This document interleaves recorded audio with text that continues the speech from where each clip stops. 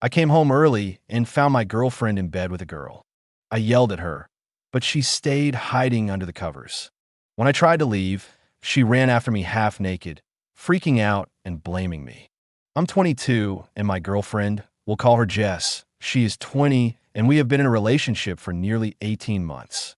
She's very attractive, and in all honesty, I wouldn't say I'm a lost cause, but I'm certainly punching a bit. Anyway, last week we were at an exhibition function for our shared university course.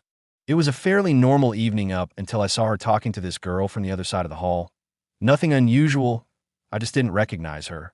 However, when they turned around, I noticed the mystery girl had her hand seriously low on my girlfriend's back. I didn't think much of it at the time, but they were completely inseparable for the entire evening. The next week or so, we were unusually distant from each other. I wanted to make sure nothing was wrong before I went away. I was going to Bristol for the weekend, and I didn't want to leave things on bad terms before I left. But she was having none of it, just being really blunt and such. I left for my parents, who were giving me a lift to Bristol, but when I got there, Mum said the old man was ill, and we wouldn't be going, at least not today. So, already angry that she didn't tell me this over the phone, I drove back to ours in a foul mood, and that's when I caught her. The front door was off the latch for some reason, so I didn't need my key. I came in the door normally, but kind of stopped when I heard what sounded like Jess giggling. We live on a ground floor flat, so there's no floorboards to creak. As I got closer, I could hear someone, clearly a female, sound quite breathy like panting. At this point, I thought Jess might have been having some alone time or something, so I was about to make myself known until I looked down and saw a pair of worn pink All-Stars that I knew were not Jess's. At this point, confusion was starting to build, and as I turned the corner, our bedroom door was wide open, and there was the girl from the gallery in my effing bed, and someone was beneath the covers. What the F is this? I believe was my first reaction. Gallery girl just stared at me shocked. Yet as I called to Jess, something strange happened. Absolutely nothing at all. She just stayed under the covers and didn't move. For what felt like the longest time, I just stood there open-mouthed until I finally shook myself into action and started to leave. Next thing I know, she comes flying out of the door into the hallway of the block, wearing just a pair of knickers and a vest for God's sake, trying to somehow make this out to be my fault. I literally didn't know what to say. She's freaking out, and all I could come up with was, "You're not wearing anything. Get back inside. We'll discuss this later." When I got back to the car, the belated rage began to set in. I was angry she cheated, angry she blamed it on me, and angry I didn't say something else. Honestly, it's the most ridiculous, absurd scenario I've ever found myself in, and perhaps that's why I wasn't so angry initially. But now I'm wondering what to do. I didn't know she was into girls. She never mentioned anything like that, and now she's cheated on me with one, and we're renting a flat together. Is this just her experimenting? Can we recover? Has anyone been in this situation before? I am at my wit's end here, people. Edit. I've just realized how insanely British this all is, so. Lift equals ride. Knickers equals panties. Vest equals tank top. Flat equals apartment. Best comments, with Opie's participation. Drop her like it's hot. She's trying to justify being a shitty person that ain't your fault. That's all I can think of, but there's many other things to consider in all fairness. Look, obviously no one here is going to know the whole story and every detail. Based on information given, that's probably the best course. Unless you're trying to justify her cheating and looking for validation that it is actually your fault so you can feel good about staying with her. I don't mean consider from her side. She done the dirty, I know that. But we've literally just committed to a 6-month rental. She's texting all the time saying she's sorry. I just don't want to be too rash here.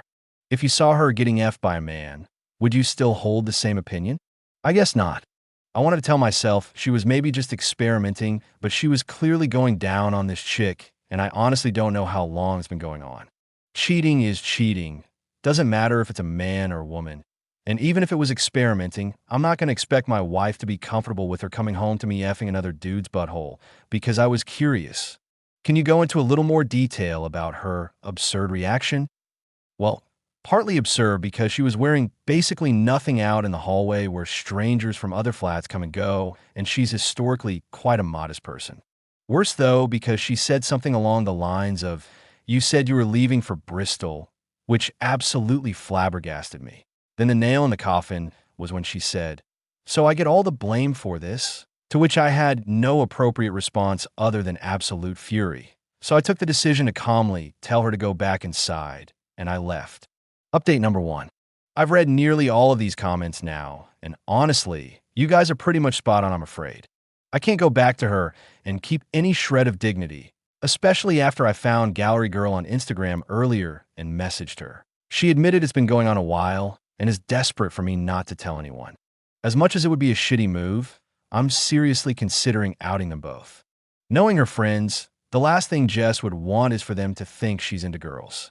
I know it's petty, but I'm just so mad right now. Best comments. In regards to you outing her, please consider before telling anyone anything, no matter the circumstances. She did a horrible thing, but nothing calls for that. Honestly, the worst thing that would happen is that her asshole friends who she used to make derogatory lesbian jokes with would realize how much of an effing hypocrite she has been this whole time. Couldn't think of a nicer outcome for the girl. That is the only reason I said that.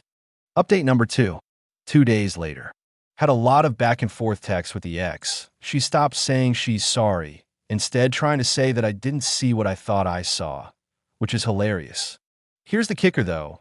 She told one of our mutual friends, a girl, that we split up because she had a guy around and I hit the roof and overreacted. Wasn't going to divulge the full story to anyone, but after I heard she had said that, I told this mutual friend the whole story. Mutual friend didn't believe me, so I showed her the messages between me and Gallery Girl. Now her friends at least know she's a cheat and a liar. Also, I told the landlord I'd like to take myself off the lease because this has happened and he's looking into it. Hopefully that can be resolved in the next week or so. I've also been getting spammed with texts from Jess today, saying I'm heartless and I've ruined her life. Oh, the irony. Best comments, with Opie's participation. While I sit here on my balcony and smoke my last cigarette for today, bedtime, nothing better has ever satisfied this loneliness of mine than reminiscing about a post I read earlier today by OP and the result being posted with sweet vengeance. Bless you, stranger. You've made my heart a little lighter. Obviously, it's a shitty situation all around, and honestly, I was willing to pretty much let it all slide after I cooled off from yesterday, but lying about me to our mutual friends? That's not going to happen. How does she think you are? What was she expecting you to say?